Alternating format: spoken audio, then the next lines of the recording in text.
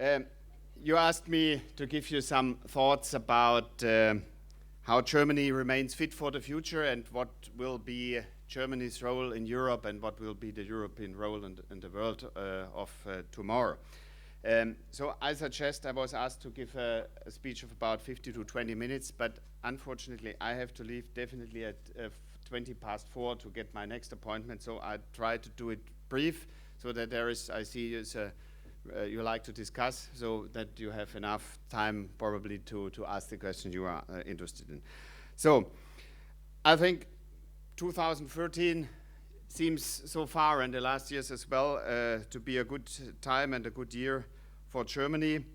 While the world is in turmoil and the storms rage around us, Israel, Palestine, Iraq, Sudan was already mentioned, but if you look to Ukraine or to Eastern Europe and other areas in the world, it's the same. But Germany at the moment, fortunately, basks in the summer sun, the frenzy of the World Cup, and in economic success. At the moment, Germany is really well off in economic terms. We have the highest level of employment we ever had in German history. Almost 43 million people are working, and we have, on the opposite side, only about an unemployment rate of 5%, the lowest unemployment rate since reunification in 1990. We therefore have the highest tax revenues in our history. Also, our social security system is working quite well at the moment, and we have even for pockets to do politics we couldn't imagine and couldn't believe a couple of years ago.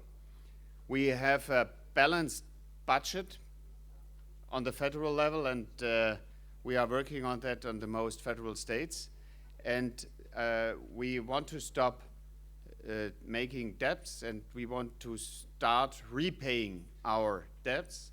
That means we are on the way in this legislative period to meet the Maastricht criteria, not only to have less debt per year, that means 3% is one of the Maastricht criteria, and that we are going to fulfill. We want to stop now to make any new debts, and we want to try to pay back our debts that we had in the crisis. The highest level of debt rate was 83% of GDP, and now we are probably this year will meet 76%, and we will go below 70% in this legislative period until 2017, and in 2020 we will be below 60% and therefore fulfill the Maastricht criteria. Germany has at the moment competitive services and products, a lot of global players in the automotive sector and the machinery sector, which are well known and successful in the world. And we have, and that's our, I would say, the best stronghold. We have a variety of small and medium-sized enterprises which are very competitive and very innovative. Stefan Meyer mentioned he's coming from Bavaria. I'm coming from the state of Baden-Württemberg. For me, it's also not German the first language. For me, it's Swabian the first language, and then then German.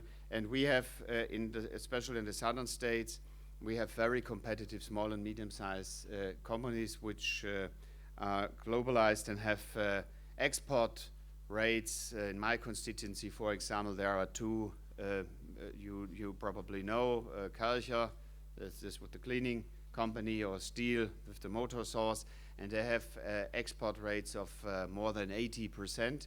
All over Germany, we have at the moment an export rate of over 50%, so that we are, you see, we are quite good integrated in world economy. Also, the domestic consumption is playing a key role in the growth at the moment. It's increasing, and we have a comparable high growth rate overall in Germany expected for this year and the year after, and so on. So that you really can say everything is fine, and we should keep on track in Germany. But this development is neither a coincidence nor self-propelled. It is result of reforms we took in the last 10, 12 years. 10 years ago, 12 years ago, the economists wrote Germany is the sick man of Europe. Today it's the other way around. And it was hard work, reforms on the labor sector, reforms on the budget. We were balancing, or we were hard working on balancing the budget. And we did, even in the crisis, we increased our research and development. Germany today meets 3% of the GDP per year for R&D, and we try to increase it further more, and that it's compared to other European countries, we are quite good at this. But because of the saying, it's true for our nation too, who stops getting better has stopped being good. And that's what I wanted to talk a little bit and then discuss with you. I think if we want that it keeps that way, we have to do some changes in future as well. And that's always a problem. If a nation or people are too well off, they don't like changes. They don't like new ideas. They don't like new infrastructure because they think it's everything for sure without hard working. But that will not be. And therefore, I want to talk to Agenda 2030. We had the Agenda 2010 in Germany, and it's 4 years ago. We had 2010, but we are still talking about Agenda 2010, some at least in this country, and say it was wrong to do this reform or do that reform, but it was completely the right way from my point of view. Otherwise, we wouldn't have been there where we are today. But now we have to focus on the future, and therefore I say, what's the Agenda 2030? What is to do? I just want to mention a few challenges for the future. The largest challenge we have to, I think Stefan Meyer was also talking about a little bit about this, is the demographic challenge. We will lose about 6 million people in the workforce within the next 10 years, 10 to 12 years. I told you 43 million. If we lose 6 million, and that will affect, of course, the economy, will affect our social security system and so on. So that we have to do our homework, that we use our potential even more we do today. That means we have to do or find the right instruments to integrate more the elderly and the more elderly people in the workforce and keep them longer working, or make more flexible changes to retirement. Second one is we have to combine even better to get children and keep working, especially for women. And we also need to increase the participation of women in our economy. We reached a lot, but there is still a lot of potential if we, for example, compare to the Scandinavian countries. And then we still have a lot of people in Germany who don't have an education, who don't have a dual vocational training, or are not going to study. And we can't afford anymore to leave these people behind, so we have to find new instruments to integrate them more, especially in the economy. And most of them, Stefan Meyer was talking about often people with migration background. So they cannot speak the language, and if you cannot speak the language in Germany, right, so it's a problem to get an education. If you don't have an education, you don't get a proper job, and so you are in a vicious circle. So we have to find way out of this. So that's really our largest challenge we have in Germany, and therefore we also have to find solutions for migration. It was also also said by Stefan Meyer. And we need, what I will say, instead of an immigration into our social insurance system, we need an immigration in our economic system. That will be one of the challenges in the future. Yeah, then we have a challenge in Germany, in Europe, all around the world, the energy issue. We have very ambitious goals in Germany. We want to reduce our primary energy demand by 50% in the year 2050, by 20% in the year 20, on the basis of 2008. And we want to decarbonize more or less our economy. That means that we want to have in 2050 only or less than about 90% less CO2 emissions than we had in the year 1990. And the rest of our energy should be more or less focused on renewable energy, not only in the electricity sector, also in the housing sector, in the warming or in the cooling sector, or in the traffic sector as well. There's a lot of work to do. We have some goals and we implemented a lot of instruments, but there's a long way to go to reach this goal. Then there is the challenge of digitalization. The digital growth and the infrastructure is crucial for the future development. We want to implement a broadband infrastructure that everybody has access to 50 megabytes in 2017 from now. That's our immediate goal we are working at the moment, and we also want to have some services and products to meet this. Then, of course, investing even more in research and development, and then we have to reduce our bureaucracy. That's a task forever. We managed to reduce our bureaucracy in the last 8 years by 25%, but at the moment we are implementing new bureaucracy with our new retirement system or with a minimum wage, which is very complicated. So that's a thing we always have to work on.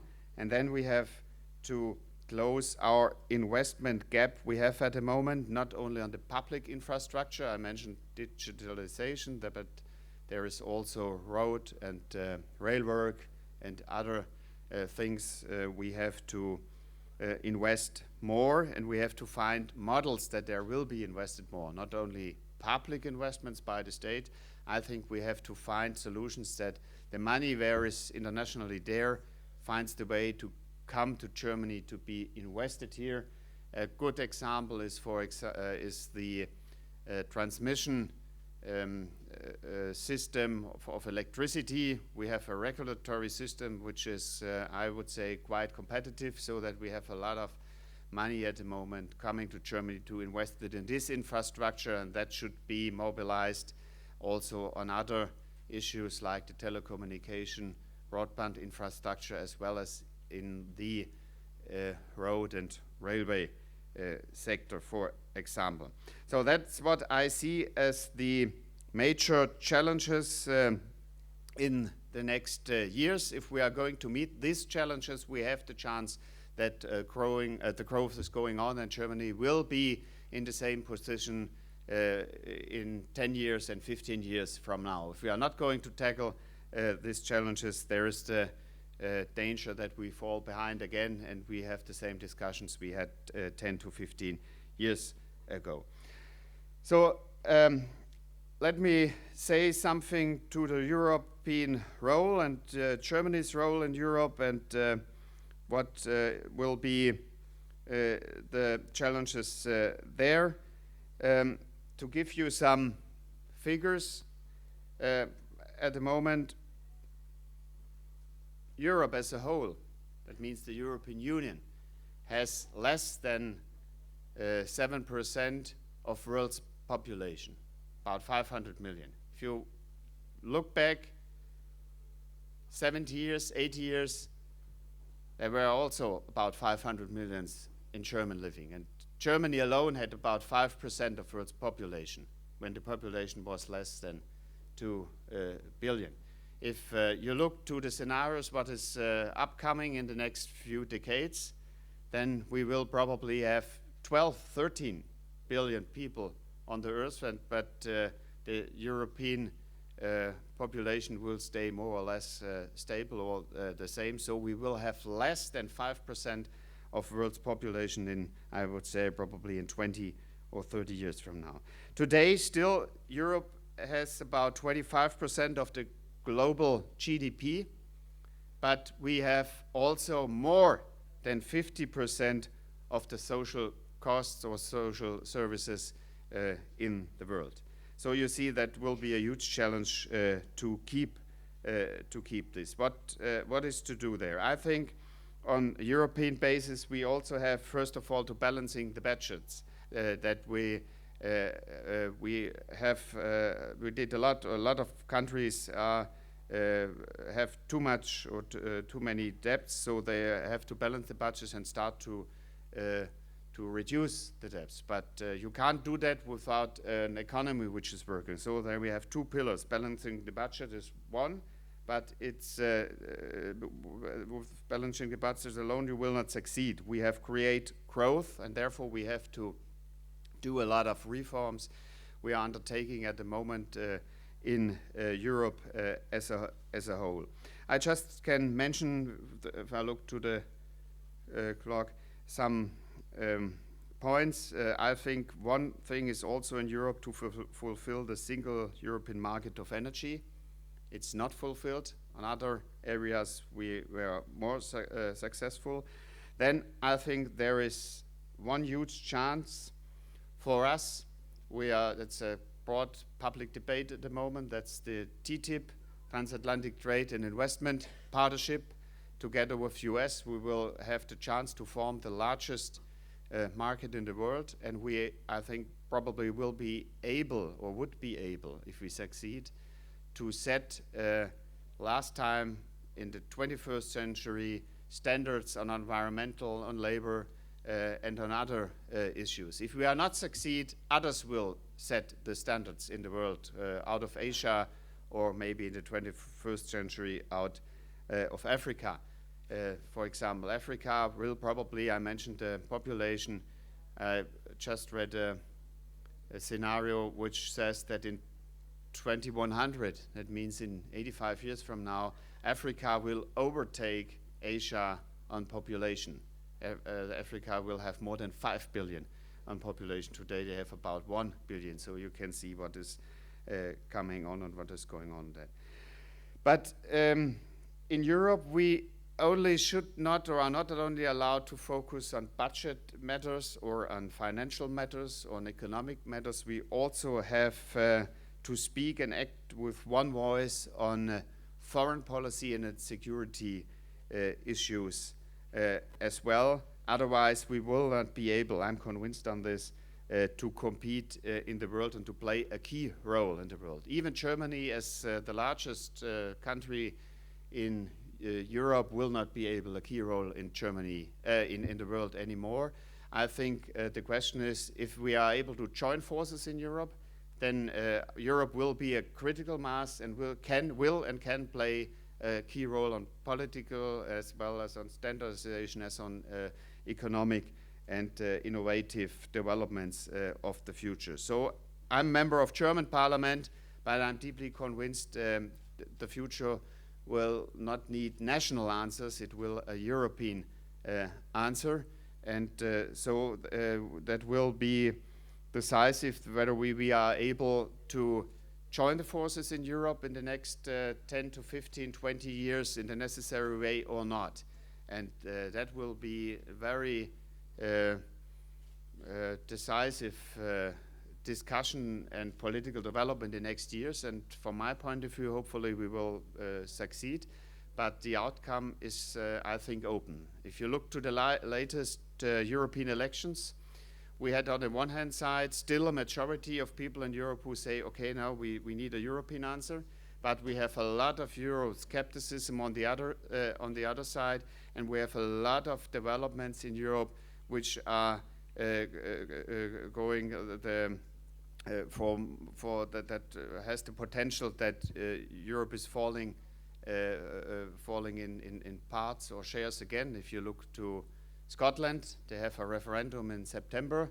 If you look to Catalonia, there is also ongoing development, and the largest discussion or the largest challenge I see will be probably if UK is discussing or voting on leaving European Union. That would be a disaster for Europe, from my point of view. So we have to keep Britain in the European Union to strengthen the European Union. So that's what I wanted to say in a brief thoughts and ideas on Germany and what has to be done in future in Germany as well as in Europe. And so now I'm looking forward to discuss with you. We have 15 minutes left, the issues I mentioned, or I couldn't mention all the things I wanted to say originally, so maybe you're free to ask other questions. Maybe I'm able to answer it. Thank you. Please.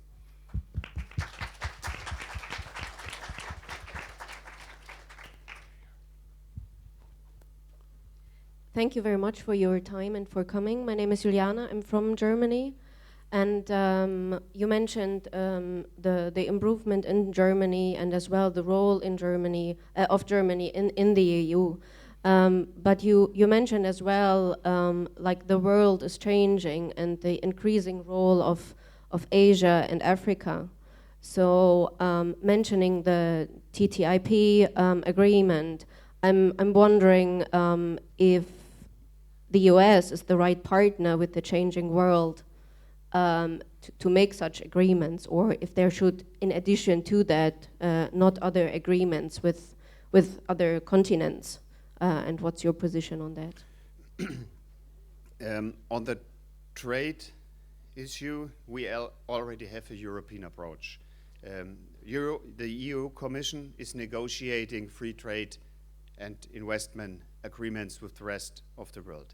Basically, I'm free trader, and history shows if there is free trade, it's always everybody is benefiting, and countries which are participating on globalization and free trade, the people are better off. Countries who are not participating, if you look to North Korea or to Cuba or other strange countries, are not the people are not benefiting.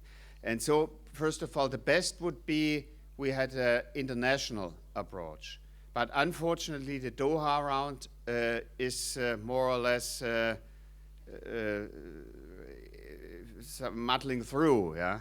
There was a minor success in Indonesia last year, which says we are still there and not that, but it's not going that fast and the way it should be. And therefore, we realized the European Union long time tried to push the Doha round, but then a lot of countries started to do bilateral trade agreements, and so European Union finally did that too. And of course, we finished a free trade agreement with South Korea 3 years ago. It's still under. It still has to be passed in Italy and in Greece. So it's used as it would be already passed all the parliaments, and so that is a success. For example, I've been to South Korea a couple of weeks ago. The trade exchange and so on increased, and both are benefiting. We are negotiating this with the ASEAN countries. We are negotiating it with Canada, so it's almost finished. We are negotiating it with Japan, and of course we should do that with a lot of other countries. If there is not a multinational approach, then we have to find a bilateral approach. And the US is, for me, of course, the right partner. But if we succeed with TTIP, that will cover more than 50% of world economy of today. And if we have then the standards, then it's the chance that we have high standards from Europe all around the world together with US. If we are not succeed, there will be, there is negotiating on the way taking place at the same time between US and TPP, Trans-Pacific Partnership. And I think for Europe it would be important to be first in over the, how do you say it? You bit before finish first the treaty. So I see there are a lot of chances in TTIP. TTIP would be a chance to booster the economy in Europe, and we have if there is higher growth, that's also a chance for a lot of European countries to get out of debts and to get on track again. Very much. Hello, my name is Ibrahim. I came from Norway, so I would like to. From Norway. Norway, Right. yeah, Scandinavian. So I would like to discuss your one issue. Can you speak a little bit in the okay. Okay. My name is Ibrahim, and I came from Norway. So these days in Scandinavian, we see some problems. They mentioned it. They said asylum seekers who want to Syria, to Africa, those who are extremists, come back to Europe. Maybe they will make some explosion. They make some terrorists. What about the EU? Their agenda in security in Europe? If I understood you right, it was very difficult for me to. You said that there will be a lot of asylum seekers and there will be problems on domestic security. Or? Yes, go and to Syria or Yeah. some places. Yeah. Mr. Stefan Meyer is our spokesperson on these issues. I more or less see it also from the economic point of view. I mentioned already. I think there is immigration is a chance, but we should use the chance in the right way. In the future, in the past, we didn't do that in Germany. But with immigration alone, we will not tackle the problem. If there are really 5 billion people in Africa, so we have they cannot come all to Germany or to Europe. So we have to find jobs and growth in Africa or in the Near and Middle East, and the population is very young. I'm at the moment 47, and that's the average of German population. If you go to Egypt, it's 18. And in African countries, it's in a lot of African countries even less. So you see what potential is in there and what dynamic. And so we should find solution to use this dynamic also in Africa itself, that people have a chance there.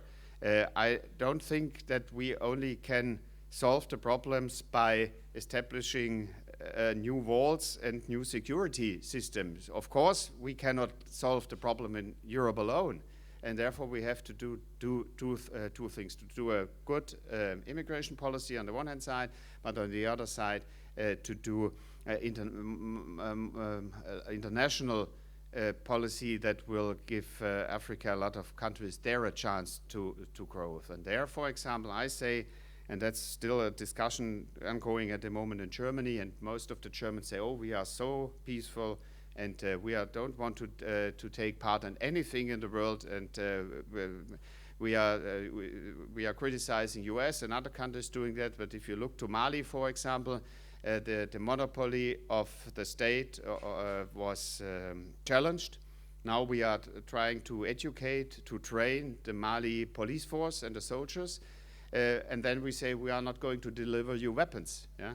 That's crazy from my point of view, so if we are really want to stabilize there, then of course we have in a European approach. Therefore, I'm thinking we should do also a European foreign policy, and Germany cannot hide anymore. That's we are still hide a lot in the world because we think that to be only peaceful that would be enough, but that isn't enough. You can see in a lot of the places we already mentioned.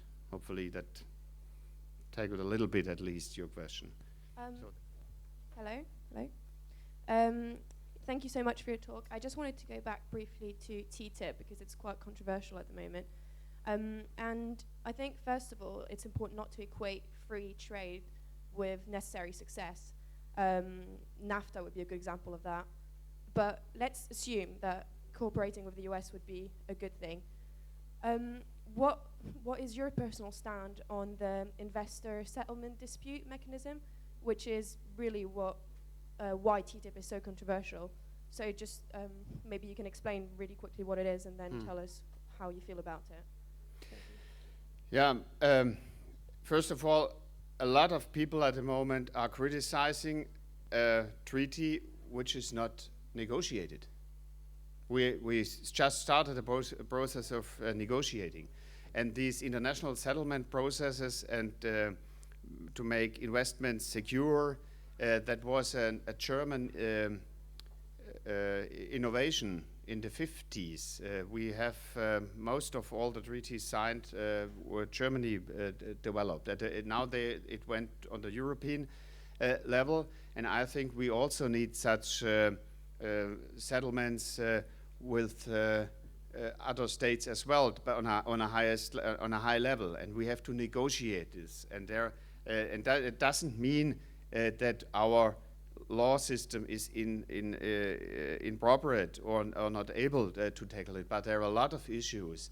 Meistbegünstigung, I don't know what it means in English. That's a question of trade. If you have to get everybody gets the same access, or if you look at the moment to US, I think Buy American is a hurdle for a lot of companies, and there you need also have to discuss how to find an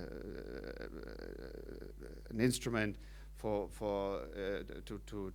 settle disputes. Yeah, just yesterday there was in Den Haag a decision made about probably you heard that UCOS. That was not right for the Russian government to force out Khodorkovsky and other people, and the Russian state now has to pay $50 billion US on this case. It's still ongoing on trial probably, but I think we should have a system, an international system, also for solving trade issues, and therefore I think we should negotiate it. Otherwise, there would be we should have the best standard, and then we can have this standard for other treaties for the rest of the world. And I don't understand. There's very emotional debate ongoing, but I think we should focus on the facts and figures, like we had with the chicken, the glorified chicken.